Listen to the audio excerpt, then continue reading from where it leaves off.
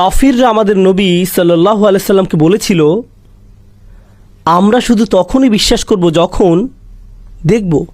আর আল্লাহ বললেন, আমি জানোয়ারদের উপর ওহী নাজিল করিনি, ওহী নাজিল করেছি খলাকা আল ইনসান। মানুষের তো শোনার সক্ষমতা থাকার কথা, সতর্কতা গ্রহণ করবে।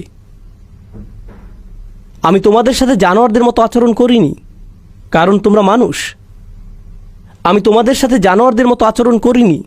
আল্লাহর রহমত এটা যে তোমাদের সাথে মানুষের মতো আচরণ করেছেন, কথা দেবার মাধ্যমে, মার দিয়ে নয়, শব্দ দিচ্ছেন তিনি।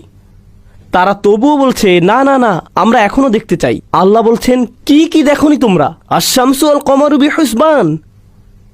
সূর্য চন্দ্র এক নিখুঁত ক্যালেন্ডার অনুসরণ করে।